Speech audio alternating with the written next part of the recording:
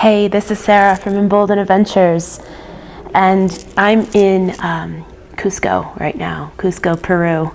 I made my way to Cusco today from Iquitos. We wrapped up our 2-week 7 ayahuasca retreat experience this past week. It was quite an experience, and I'm quite tired as a result of it being pretty profound. What we did, the 7 ayahuasca ceremonies, really opened, my eyes in a lot of ways. I think us as a group, we learned a lot about each other. We learned a lot about ourselves. And, part 2 of this epic 5-week adventure across the world has now concluded. Part one was Morocco. And then from Morocco, I made my way over to Iquitos direct through Lima into the Amazon rainforest. And now this is part 3, where we'll be going to Southern Peru. Tomorrow we're heading down to Puno to visit Lake Titicaca, and then into Bolivia, visiting these ancient pre-Inca sites like Tiwanaku and Pumapuku, made famous by ancient aliens on TV. And then we're going to head down to southern Bolivia into the desert and go visit the salt plains, Salar de Uyuni, and see the natural flamingos that live near the volcano and the salt lagoon. And then from there, we're going to make our way back up to Ica and to Nazca. So we're going to take a flight over the Nazca lines to see, these large designs that were made by, who knows, pre-Inca, that are quite large and only visible by plane. And then we'll wrap up in Lima. But I wanted to do video 7 about ceremony 7 before, fully embarking on, part 3 of this epic adventure. You could see here I'm drinking my Coca Tea. I don't know if you could tell from here, but this hotel in the heart of the historic district of Cusco has nice warm Coca Tea for me. Being in the rainforest for 2 weeks, in the humidity, the fresh oxygen, the rain, the tropics, you could definitely feel a difference in altitude landing in Cusco. I think we're about 9,000 feet or about 3,000 meters in elevation in the Andes Mountains. While my head is a little bit, kind of throbbing, I'm okay. And Coca Tea, which cocaine derives from the coca leaf, and this is the tea that's made from the coca leaf, is a natural way to help with altitude. They told us in the retreat that weaning ourselves back on a normal diet again is going to be something we need to keep in mind, since we've been doing ayahuasca and doing it, for quite a while. The dieta I've been maintaining has been pretty strict, pretty clean. No salt, no sugar, no red meat, definitely no pork, no sex, no alcohol, no spices, no ice. A lot of different things that are important to make sure your body is cleansed before going through, this medicina or psychedelic experience, ingesting the ayahuasca vine and the chacharuna leaf. We have to stay away from any sort of street drugs, including marijuana, but Coca Tea is okay. And so is caffeine now. So I've been drinking a lot of decaf tea for quite a while, and slowly weaning our way back onto caffeine. I had a little bit of sip of a coffee this morning in Iquitos before I left. Things taste very salty right now, and I'm quite pleasantly surprised how clean of a diet I've maintained that, I've lost a lot of weight. I could just tell my face is skinnier. I'm not inflamed. And I think with this dieta, it shows us how much crap we're eating in the Western world. Lots of sugar in our foods, lots of processed foods in America, lots of salt, and that results in your body inflaming. And also, I learned when I was in this retreat, from one of my new friends, Andrew, who's from Holland. He taught me the Wim Hoffman breathing technique, the Iceman, who has perfected the art of breathing in cold temperatures and improving his immune system. He realized that if your brain is inflamed, that creates depression. So inflammation in general is not necessarily a good thing for your body. And I noticed just these 2 weeks, or this really year since the beginning of January, taking this dieta, this clean diet seriously has really translated quite well physically for me and mentally as well. So happy to be drinking my Coca Tea. I'm glad it's part now of my kind of slowly waning into the foods I can have. I did have lunch today after getting settled in to Cusco. I had a late lunch. I went for the Chifa food, and you say, what the heck is Chifa? You might wonder, but it's Chinese food in Peru, but Peruvian kind of version of Chinese food. And the Chinese had immigrated to South America a while ago, as they did in the Caribbean, Jamaica, and elsewhere in the 1800s. And so, Chinese food, while it's popular in America, it's popular in Peru. And so today, my Chinese food actually was very good, and I'm glad I had that. But back to Ceremony 7, I did a lot of riding on the planes. The plane rides over here. I'm still not quite done, with my journals. I've now almost filled a journal and a half of this size of, just the 2 weeks that we've been, in the ayahuasca retreat, because there's so much that's gone on. But I haven't done Ceremony 7's video yet because it was just so powerful. And Ceremony 7 is the final ceremony of the 7, obviously. The first ceremony was a kind of a gauge or some sort of assessment of how your body could take the dosages of the ayahuasca brew. And that was a fun trip. It was joyous, and it showed me what the material world looked like, or what the world behind the material world looked like in terms of multi-dimension universe, and how we should protect the plants, and nothing really matters, in this kind of waking world. It's all good, beyond the world that we know and live and breathe in every day. It's akin to like heaven, when you go and you see that, when you raise your elevation, it's only good, it's only love, it's only positive. Ceremonies 2 and 3 were the cleansing, and that's kind of where a lot of us went through some pretty profound, scary demons and experiences, and sickness and purging, and just a lot of cleaning out the traumas and the pent-up anxieties and energies that were hiding away in nooks and crannies within our body. And then ceremonies 4, 5, and 6 were the realigning your energies, realigning with the one source, also continuing to clean and purge, seeing some more profound things based on, the intentions that we're setting. And then ceremony 7 is the arcana, and that ceremony is where the Maestros and the Maestras are using different icaros. They're singing different icaros that they were singing throughout the other ceremonies. And these icaros are a healing and a stitching up of sorts. They were basically protecting our crown and, patching us back up to keep in all the good energetic work that they did through these ayahuasca ceremonies. So that's critical. And, a lot to me had happened. It was, compared to the rest, it was kind of out of the park. It hit the ball out of the park in terms of experiences, good and bad. And I think, my experience at the end, once the ceremonies were over and it continued on through the rest of the night,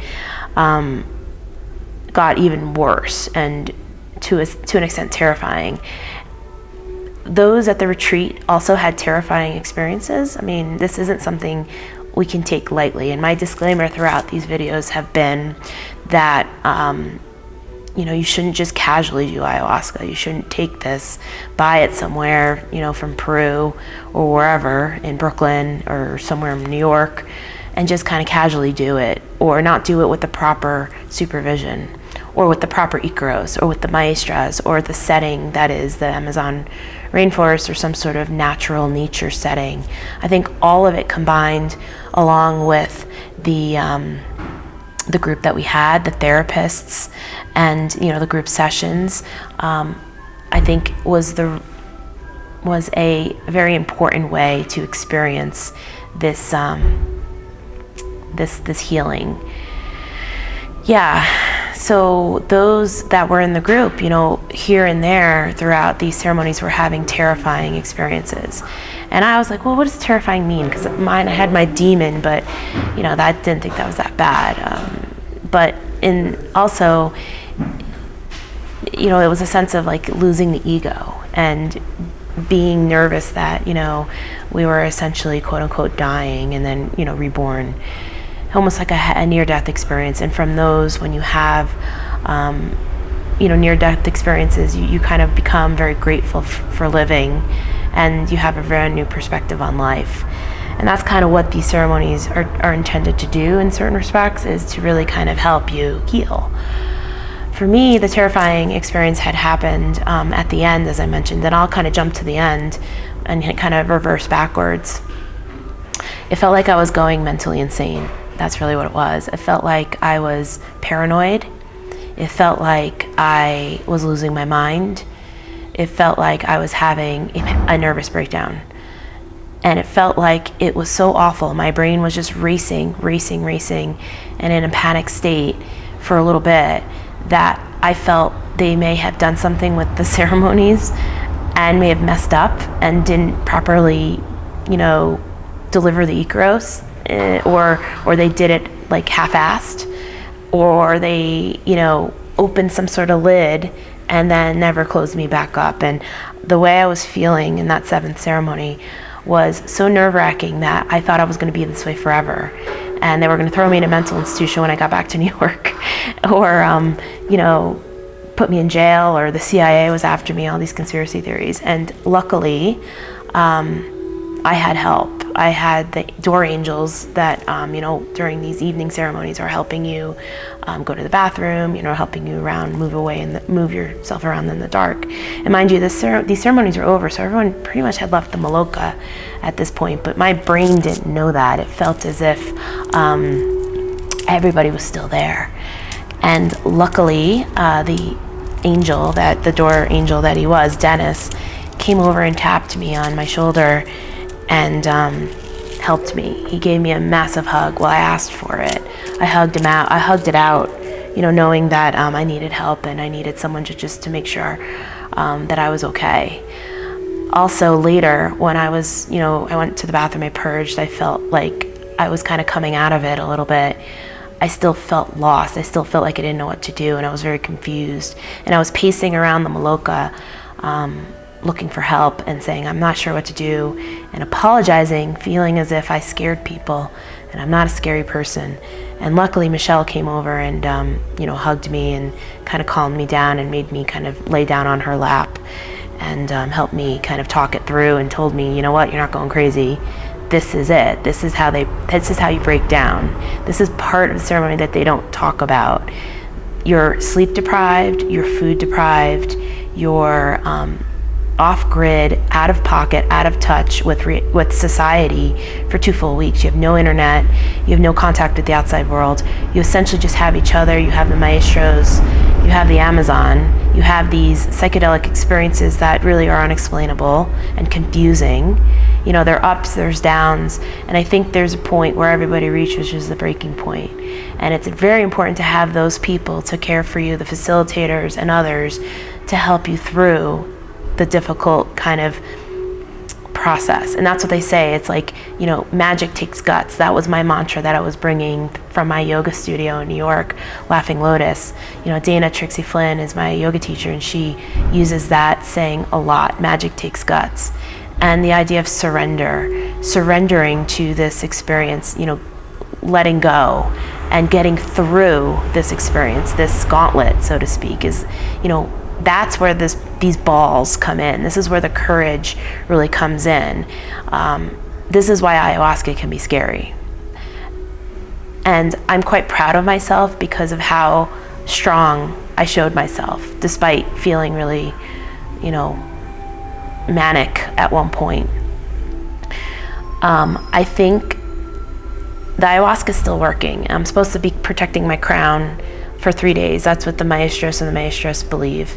You know, when it rains or when the sun's out, I have to wear a hat. So day 3 is, I think, today or tomorrow. So I'll have to continue to do that. They want us to continue to protect ourselves because the ayahuasca stays in your system for 4 days. And it continues to work with you, with your psyche, and helps you kind of process and think about, you know, all these learnings about yourself within and the traumas that you've purged. All this it takes a lot to understand and to process. And then, you know, the next day after ceremony 7, we had, you know, group session again in the Maloka, and, you know, had a really long talk amongst all of us. We all went one by one. And even the facilitators, you know, gave some great words of wisdom, knowing that we're going to come home and think this was a dream, or we're going to come home and think that, oh, okay, well, none of this stuff's going to stick. So they're insisting that we basically have a daily practice, meditation, yoga, something where we continue to hold on to all these wisdoms that, you know, we may have learned throughout this process, and continue to think about and ponder on, and it continues to unfold. So that's it in a nutshell, but I can go backwards now and go into some detail as to what ceremony 7 really was for me. You know, the ceremony started just as they all do in the Maloka, with under, you know, the candlelight that came from the propane or the kerosene lamps. And the Maestros and the Maestras, you know, are in the circle in the center, smoking their mapacho tobacco, and are in kind of like a trance because they're under the ayahuasca influence as well. And after our pre-yoga ceremonies, we all are kind of in a quiet state around the Maloka as well. And eventually, I think it's either Richard or Benito whispers their Icaros into the ayahuasca bottle and blesses it, so to speak, maybe activates it. I'm not quite sure what they were doing this whole time, but they passed it over to Teresa, and then Teresa, along with the facilitators, are administering the doses. And the Arcana, we were advised to take a lower dose this time. I was taking quite the large cup, about 3/4 the cup each time, and this time we were taking the medium cup. A lot of people worried about their dose sizes. I wasn't. I was go big or go home. But we realized that doses really actually didn't matter at all. It was, the ayahuasca just works the way it works. And so, you know, when the Icaros started, as they do, in the center, in unison, and then eventually they go individually to each of us around the circle, and we get 5 different Icaros sung to us by 5 different Maestros and Maestras. This time, you know, again, I went into the psychedelic realm, the multi-dimension universe, but it was more profound than that. I think for me, I started to see, and I won't go into the detail because there was so much that had happened, and I wrote a lot in my journal, and I could easily put this on my blog as well, on emboldenadventures.com and on Facebook. But a lot of what I was learning about in this kind of ceremony was how I felt I was being important to others, and how I've taken on a lot of pain and suffering for people on at expense of myself, and I wasn't practicing self-care. But in doing so, I realized I've helped a lot of people in my life, and I was going through trying to count on my fingers, but you know, I was so out of it. I thought I had 4 fingers at one point, and then I thought I counted 6 fingers on one hand. But I was going through in my mind all these various people in my life where I feel as if I had a connection and I really had helped them. In some instances, unbeknownst to me, like through podcasts or through my writing or through things I have done where I may have not even realized, but I've really kind of helped people. So if you're one of those people that, you know, I've inspired, or I've done something that, you know, has made you maybe think about life in a new way, or had been bold enough to try something new, or felt better about the world, or felt consoled through my maybe compassion, I'm happy I helped you. You know, I had a few people in my mind, even like online, where I'm like, wow, it makes sense to me that I could have had an impact. But I was also thinking a lot, like my mind was just racing and racing and racing, and it just kept overwhelming me with the amount of coincidences I may have thought, were all connected. It was almost like that Almost Sunny in Philadelphia episode about Sousa, and they're mapping out like all these different mail letters that they were getting in the mailroom, and it was like mania, and he was like finding all these connections, like A Beautiful Mind, the movie, John Nash. It's like your mind is just racing and racing and racing, and you just go into like this manic state. That's what it was starting to feel like. And at one point I was convinced I was an Egyptian goddess, Sarah Sarah the One, Roman numeral 1, as if I was the assistant of Cyrus. I was reading a book by Grant Hancock, Fingerprints of the Gods, right before I started this ceremony, so that might have influenced a little bit. But another intention I was kind of putting forth throughout these ceremonies was to really kind of think about and understand pre-Inca and ancient Egyptian civilizations and how they exist, or how they built pyramids and how it's explained. And the wisdoms I got were that they really live in a different dimension, and that's why the pyramid is so perfect in Giza, and how they used no mortar and cut the stones just so perfectly and are completely aligned with the coordinates of the earth. Same goes for the Machu Picchu stones, any sort of pre-Inca stones, or the Tiwanaku gate, the sun god gate in Bolivia. The TV show Ancient Aliens go into detail about humans couldn't have done this. These rocks are multi tons, and there's no way they quarried them from various mountaintops across the valleys to get them to where they are. In the case of the Sacred Valley in Peru, Ollantaytambo. So it is a mystery, and I think one of my ayahuasca takeaways is that I wanted to understand the mysteries of God and the mysteries of the universe. And I think it's a paradox that I'm now content with knowing that this is a mystery that may never be well understood, even God, and I'm okay not knowing the unknown. So it's a paradox. The mystery, knowing it's a mystery, makes me feel better, and it's as if I got my answer, that God's in nature, God's around us, God's in plants, God's in geometric shapes, as the beautiful geometric patterns in Islamic art. God is everywhere. God is in compassion. God is in higher elevation. When you raise your elevation. I saw like Machu Picchu in my visions. My third eye was going haywire, and while I was getting an Icaros healing from, I think, Olga, I had my hands outstretched, my palms to her, and I could feel my palms pulsating with energy, like almost pinching of like electric current. And then when I was in my kind of visions, I could see my third eye completely exploding open. It usually is open during meditation. I have a purple kind of lava lamp color that like ebbs and flows. It's purple, fuchsia, blue. But this time my third eye was just like going haywire. It was buzzing. Zzz. And at some point I was opening my eyes and I could see that purple color, this fuchsia color, iridescent in my eye vision, buzzing. And I could also see Machu Picchu in my vision. I saw it, and I could see this like white, intense, like energy field, like a big ball of energy in the pre-Inca portion of Machu Picchu. This I think it's a 23-sided cut stone that has magnetic properties. When you tour Machu Picchu, they'll show it to you. You can hold like a pendant necklace and just hold it above, elevate it, and it starts to turn on its own, I think in a counterclockwise fashion. So there's a lot of like energies that are harnessed in the Andes Mountains, and that's a theory why they say all the aliens like to come here, because of the energetic properties, just as in like Sedona, Arizona, or New Mexico, Roswell, or like Stonehenge, or all these places around the world where there's kind of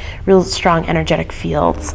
I saw Machu Picchu in my mind's eye, this bright white ball of light, just like vibrating and humming,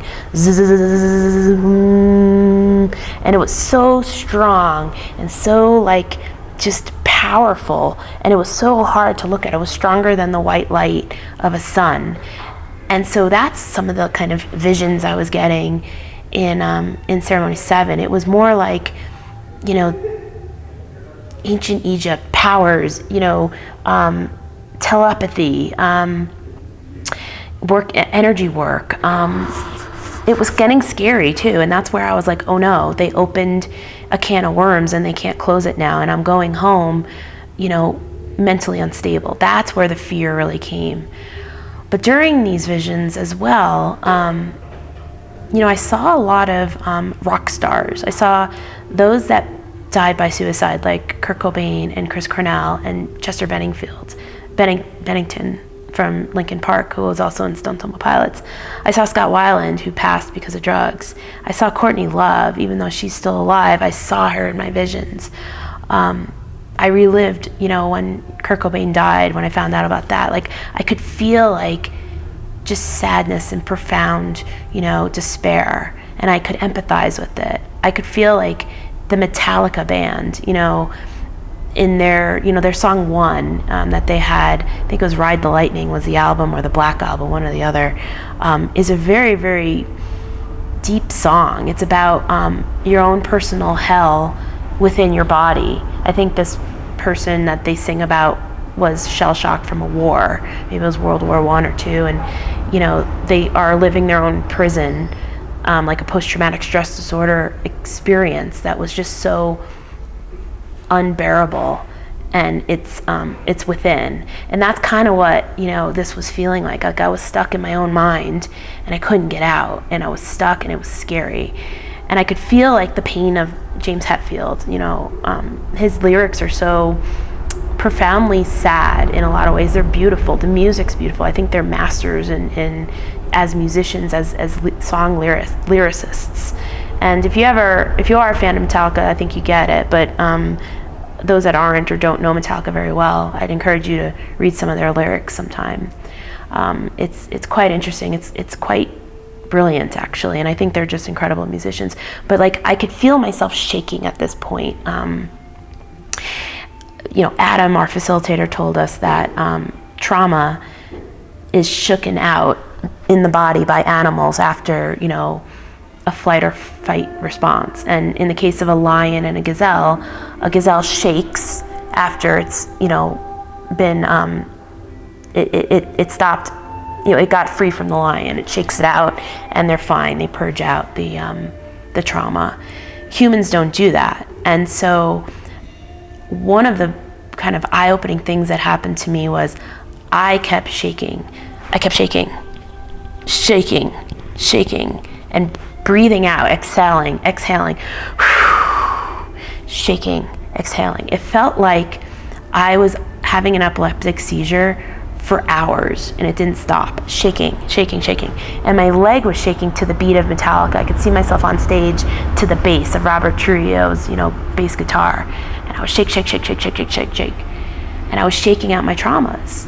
And then I went through the traumas. I saw myself reliving 9/11. As a New Yorker, 9/11 is still very powerful even to today.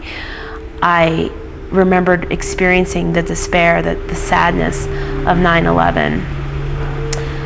I saw everything. I was seeing, you know, all the different kind of pent-up angers and sadness in my life. And I realized since college, losing my grandparents, you know, terrible relationships, you know, profound experiences, Wall Street stock market crash in 2008 that I lived through, all this stuff, it just was trauma that was stored in my solar plexus inside my body. And my brother just came from Machu Picchu. I don't know if they want to say hi. They just came in from Machu Picchu. Hey, yo, what's going on? You want to say hi to my video? No? I'm video my last ceremony. Nice. How'd it go? Good. Yeah? Is it on pause?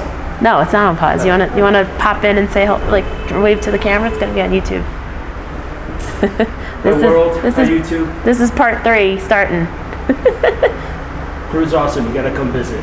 Did you like Machu Picchu? Yeah. Awesome.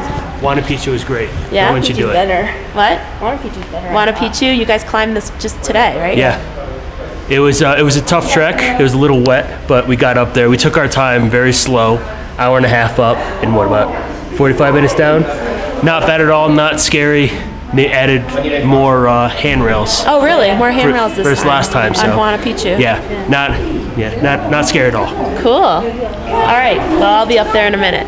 There was a big group that walked into this hotel alongside my brother and his girlfriend who just came back from Machu Picchu. So they were quite, I guess, excitable to be back in the hotel and being in Peru. But if you can see, I'm actually in this hotel right now. It's very pretty. It's an old kind of like a house that's been converted into an atrium. It's sort of like the riad that was in Morocco that we stayed at, a few of the riads in Morocco.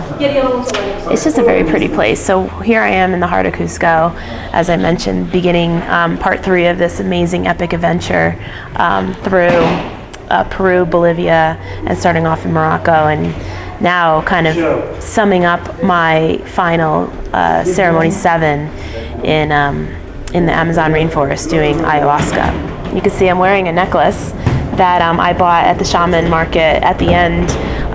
The Maestros and the Maestras open up this market in the Maloca with wares and art and, I mentioned I bought a bag from Manuela. This has the Icaros on it. She stitched this by hand. This is my beautiful Icaros ayahuasca bag. This is, I think, which way do I go? This represents male, and then this represents female. And these little squiggles are the actual Icaros that they sing, which is the vibrations that are the plants that the songs give them. And they, learn when they spend time in the Amazon rainforest, meditating and, feeling the spirit energies of the plants. So they opened up their market to us at the last day, and we bought beautiful tapestries. I bought one from Anita, the Maestra Anita. I bought one from Maestra Olga.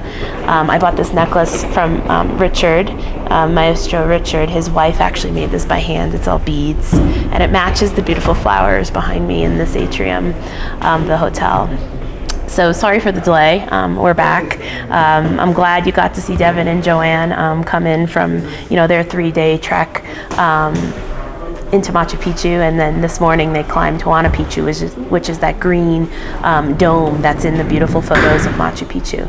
And I think fittingly enough, I was just saying how I could feel the energetic kind of vibrations of Machu Picchu in my mind's vision. But I was also in a trauma state, shaking, as if I was having an epileptic seizure that just didn't end. And, who knows if it was 5 minutes or if it was like 3 or 4 hours long. A lot of that really happened after we said goodbye to the Maestros and Maestras and we ended the ceremony. It was as if I was letting my trauma, my kind of energies flow after everybody left. Is if I subconsciously didn't want people to see, the experiences that I was going through until after everything was over.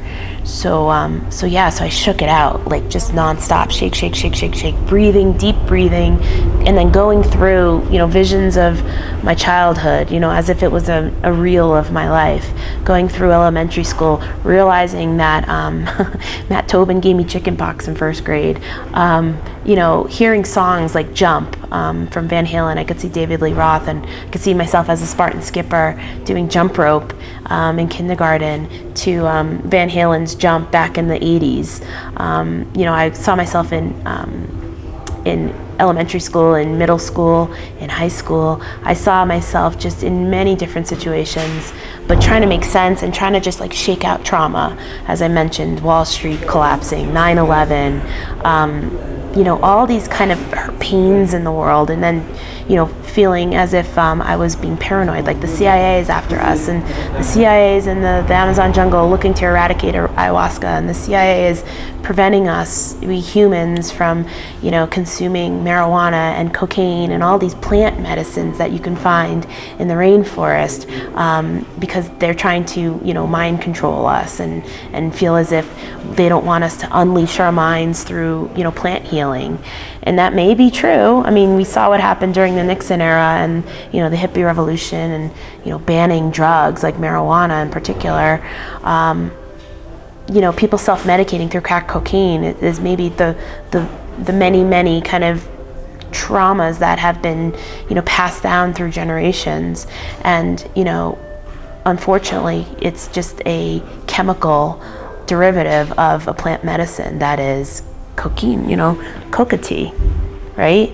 Marijuana, ayahuasca, San Pedro, you know, all these kind of peyote, right? And to me, like, doing these ceremonies, it made me see that there is a mysterious world out there. There is some sort of unexplained higher power behind the material world, that multi-dimensional worlds exist. String theory feels real now. It's intuitively understood. I feel as if I opened my third eye. I have more of my intuition now than I had ever been before. I cut the barrier between God and me and myself, and I put the world, I put society, I put others' kind of points of view and conclusions about God and religion over my own curiosity. Because at the end of the day, we all don't know. We may know through religion, we may think we know through experiences, but we don't know what 100% certainty at all. And blind faith is important, and I envied those that had it or have it. And I feel as if, as I mentioned as I first started this video, that I feel now content that the mystery is okay. Knowing the unknown, knowing that there is an unknown, makes me feel better. And I think some of the profound takeaways I have from this experience is now I'm gonna trust my gut more. I'm gonna believe in synchronicities. I'm gonna know that there's everything connected, that signs are real, that there's no such thing as coincidences, mathematically or otherwise, that I do have healing properties. I can heal myself. And when I feel off, I can be in nature.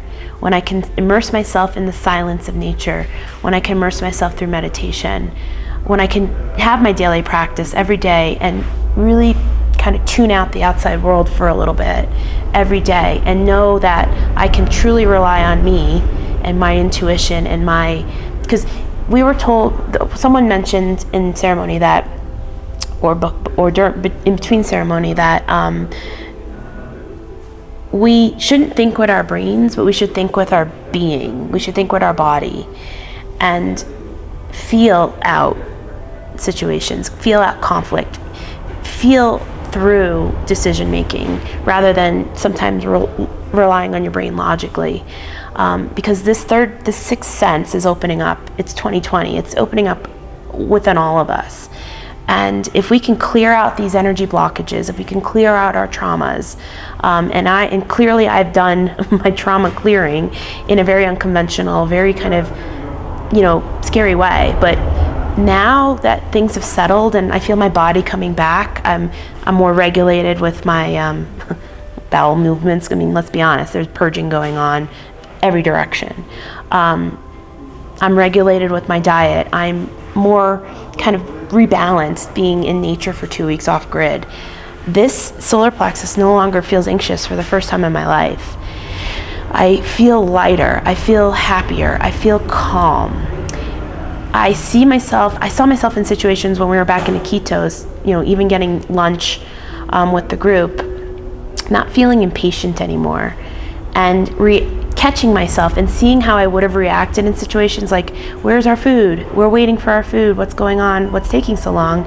And rather that happening, that was an echo of a thought. It really was something that wasn't forefront in my mind. And I just sat and was patient, because time is fake. There's no such thing as time, really, in the grand scheme of the bigger picture. And if you believe in this kind of evolution of an understanding of consciousness, that there's this oneness and we're all part of the oneness. Time is a made-up construct by humans, and that if you also believe that life is unfolding as it should in a perfect way now, but knowing that, you can't sit idle. You have to be proactive and still live your life with purpose, and still live your life by taking care of, taking the bull by the horns and actually doing, right? You can't sit idle. I really am feeling the altitude right now, quite frankly. I'm tired. I'm really worn out from this ayahuasca experience. It's still kind of resonating with me. It's still settling in. And I had a travel day today. So I'll try to do another video if I can while it's still fresh. I do know that this was worth it. And I do know I'm walking away a refreshed person, a person with more kind of wisdoms. My ego's still here, my strength is still here, which is fine. I'm proud of my strength, I'm proud of my courage. I am walking away with a newfound sense of God. It's new, but I did say this to Adam. I said, I expected praying to be like a jackpot, a slot machine. You just pull the lever, here's your prayer, and literally I want the jackpot to come out. I'm praying for this, I expect it to happen. And it's not a zero-sum give and take relationship with God. I think it's more of an evolution and a friendship. And that's kind of a new way of looking at the world for me, and I'm excited to continue to embrace it and learn more. I mentioned the Pope in past videos. I mentioned finding God through nature. There is something tangible that I can feel through touching God. My touch points to God, I should say.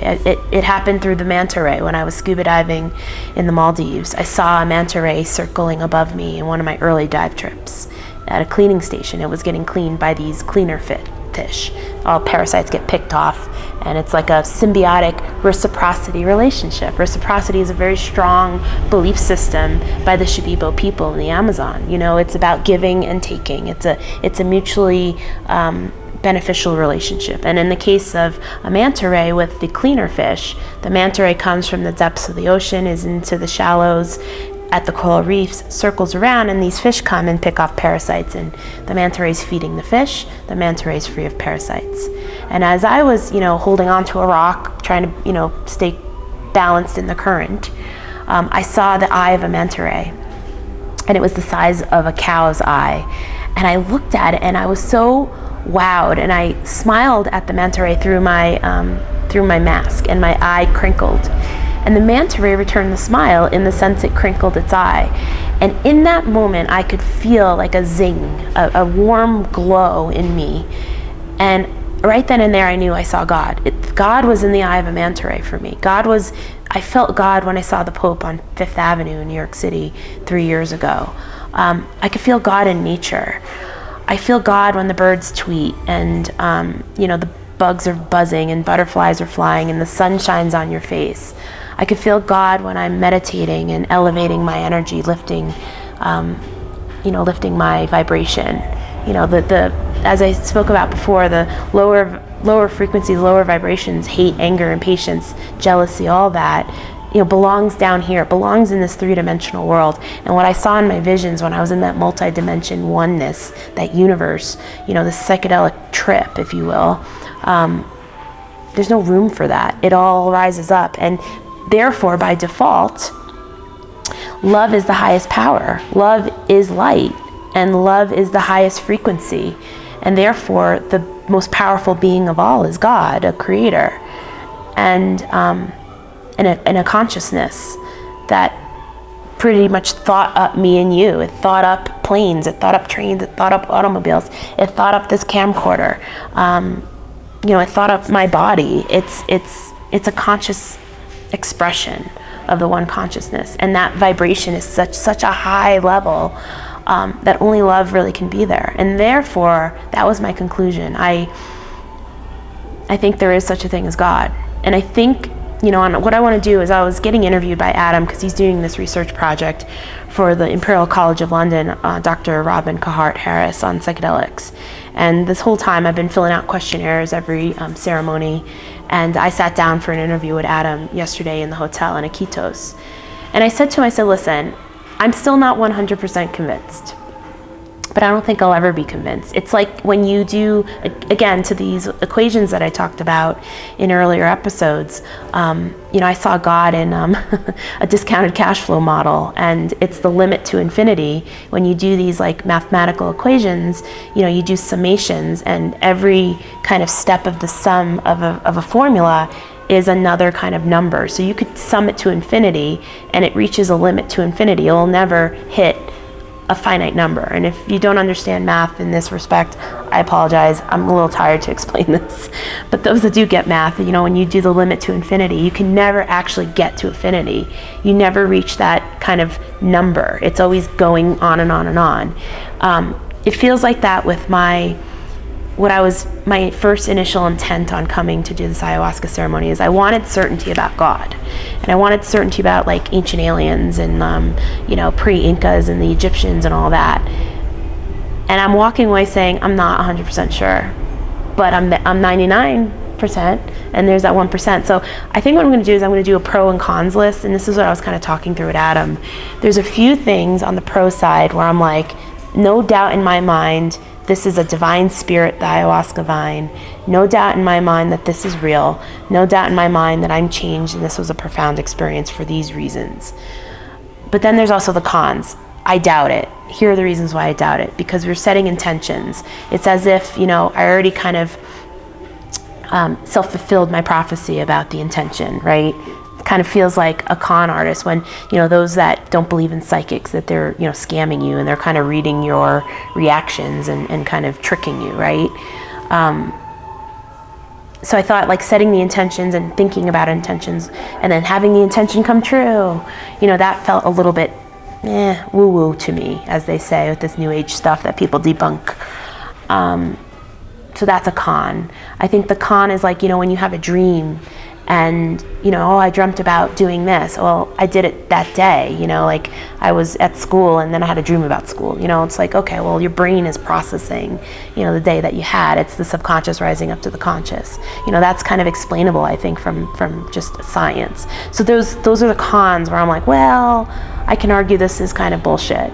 But I think the pros in hindsight overall after this experience are in totality outweighing the cons. So I'm walking away from this ayahuasca experience feeling like a new person. I definitely think I'm changed. I definitely think I have great practices to incorporate in my daily life going forward. I believe I believe because I believe in a mystery now. I am going to continue to be a student of this. I want to learn and read as much as I can on these types of consciousness books and spiritual books. I think the library at the kitchen in the retreat center is such an interesting library. All these people are bringing books. They've been attracted to ayahuasca. They've been attracted to this experience, and then they bring books with them that also, describe and kind of help to address philosophical questions about life, and old books and new books and philosophers and scientists and all the above. This library that we had was quite interesting, and I definitely took away a few titles of books that I want to now read, especially my friend Mark Gober's book about consciousness. He and I were colleagues when we were investment bankers on Wall Street, and he now took it upon himself. I think it took him like a week or a weekend to write a book about consciousness, and it's a pretty profound book. I'll link it to the YouTube video, and Mark agreed to talk with me on my podcast when I'm all settled back in New York and this trip is over, and I kind of have my wits about me and this trip, and have a good kind of point of view here about a recap. So I think stay tuned for Mark Gober's guest star on the Embolden Adventures podcast. I'm looking forward to that. I think I'm really glad I did this, and I think I'm so grateful for all your support, friends, family, others, following me along and being really happy that I survived. I put a picture on Facebook, me and the 4 Maestras, Anita, Teresa, Olga, and then Manuela was with us too. She does the floral baths with us and the plant remedies in the mornings. So I took a picture with 4 of the women and I posted on Facebook, and I had a lot of awesome, thanks guys, responses. You guys were awesome, made me laugh. You're alive, and those, even like a friend from high school who said I was very inspirational to him. That's the whole point about Embolden Adventures. Like, I want to show you that you can do this too, and that traveling the world is its own enriched classroom, and this is how we learn. It's about testing your skepticism and having a healthy dose of skepticism and seeing that the world is a different place beyond your TV screen. Getting to meet beautiful cultures. I think one thing I learned about ayahuasca as well is compassion. That, these beautiful maestras from the Amazon are from a lineage of healers, and they've been so insulated from our Western world, but they've reached the same conclusions about compassion and the human love that we have. And so it's a universal experience, a universal feeling. And I got a big, huge hug from Olga. I was crying in her arms. I was really sad as I was thinking about how scary that was that night before ceremony 7. And she made me feel better. My friend Michelle was just awesome. Thanks, Michelle, for first A, introducing me to this opportunity, but B, being there for me when I was in the middle of the night, feeling as if I was going insane. You comforted me, you calmed me down, you talked me through it, and you helped me kind of come out of this spell. I really thank my heart to Dennis, the door angel, who was helping me. He let me hug him when I was feeling really lost, because I felt like I was stuck in my mind, and I was crying, and all I wanted to do was wake up, wake up, wake up, Sarah, just wake up, please just wake up, I want this to be over. And I wasn't waking up. My mind was still in this set, my head was just buzzing, and it was, I was going insane. It felt like I was having a nervous breakdown, and it was scary. And Dennis was there to let me hug him really, really hard. And I think another thing I learned was I need to ask for help. I'm too strong. I've been too freaking strong. I've been too on my own. I've been too I'm gonna figure it out myself. Too tough, too male, kind of. I've taken on kind of the male ethos, right? The masculine more so than the feminine. In just getting the job done, working on Wall Street, working hard, getting school taken care of, just kind of stepping up in a very kind of tough way. And in that, I've isolated myself. I've put a big, thick kind of, armor on me. And I forgot what it's like to ask for help. I forgot what it's like to bring people into my world. I forgot what it's like to trust people. I think another thing I learned is I'm not going to doubt. My first reaction is not going to be critical. Doubt. I doubt this. I don't trust you. Prove it to me. That's my engineer brain. That's my kind of, New York toughness brain. Don't trust anybody, right? Be tough.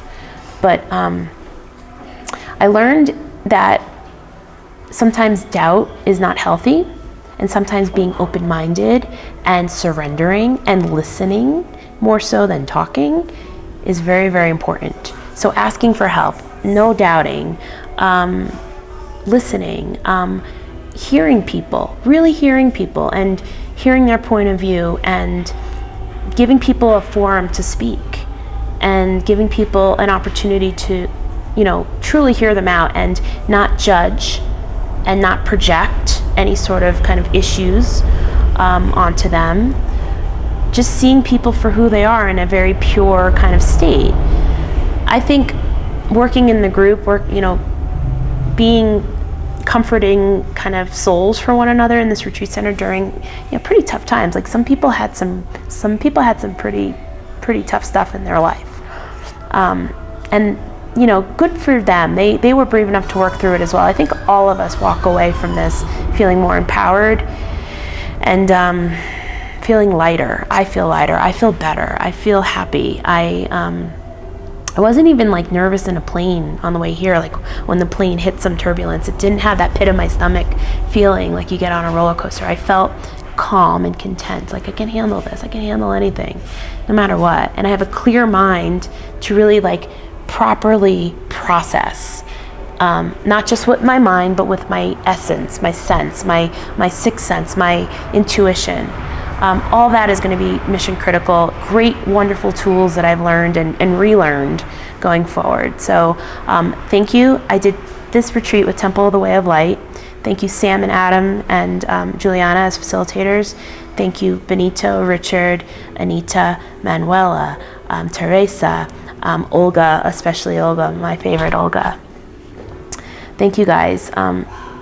You helped tremendously. Thank you all to the 23 of us from around the world that came and participated in the ceremony together. Thank you all to those that were working the grounds and helping carry our bags and cleaning and cooking and doing all things for us, especially at times when we were so tired and so out of it. Thank you Publio, who's my integration guru, who was so just gentle with me, and I look forward to working with him going forward. Thank you for those who helped me to go, encourage me to walk in nature. Like after I did ceremony 7, I went for a long walk and I went to the village and I bought some chocolate cocoa balls, and I was with these children who actually turned out to be Dennis, the Door Angel's nephews. And I could just see pureness in the heart of this little kid who was just so gentle with me. And I was just so my nerves were fried. I was sad. I was within nature. I was in the sunshine, and I had this beautiful, sweet soul, just look at me and hug me. And I was with his little puppy too, this beautiful 3-month-old puppy dog. And then these chickens came around with their little chicks, and a kitten surrounded me. And I just felt the love when I sat down and pet the puppy and was with the kid.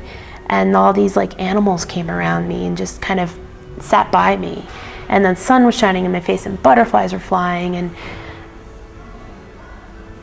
wow.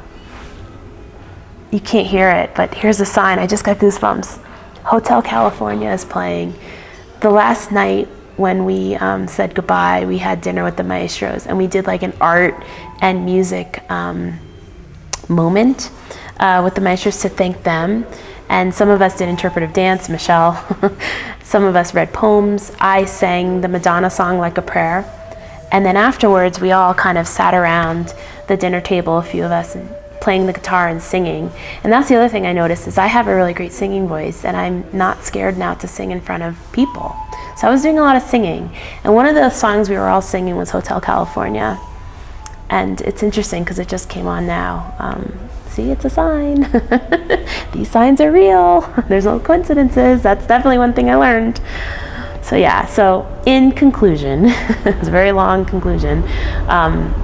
Really happy I did this. Really, really proud of myself. Disclaimer, please don't do this by yourself. Think long and hard if this is something you really want to do, because this is not easy. This is terrifying, and you may feel like you're going insane. I mean, simply put. I would say do it under the good graces of a center, of facilitators, of Shipibos, or other sort of shamans that can help with the Icaros. The Icaros are multi critical. You need a good architecture, a good foundation, a good kind of schedule to really follow along with this. Feel free to reach out to me, Sarah at emboldenadventures.com, Sarah, S-A-R-A, emboldenadventures.com. Message me on Facebook, find me on my webpage, emboldenadventures.com. I'm happy to have a one-on-one conversation with you if this is something you're really interested in. But I'm not here to advocate for it, because this is a calling, and this is something that I think you need to be ready to do, and you need to be willing to do the work, because it's a lot of work. It's really exhausting. It takes a lot out of you. It takes a lot out of you. And it takes a village, right? You need a support system. But if that's all checked those boxes, I think, and you still feel like this is what you want to do, it's going to be quite an interesting experience. So if you do it, let me know. I'm really curious. Tell me. I want to have your conversation with you before and after. I think that'd be great. Okay, So that's enough about ayahuasca, that's enough about the retreat, it's enough about part 2 of this 5-week epic adventure. Now stay tuned for part 3. We're going to be in Southern Peru and Bolivia, uncovering the mysteries of ancient aliens. Thanks for listening. Thanks for following along. This is Sarah from Embolden Adventures. Be emboldened. Take care.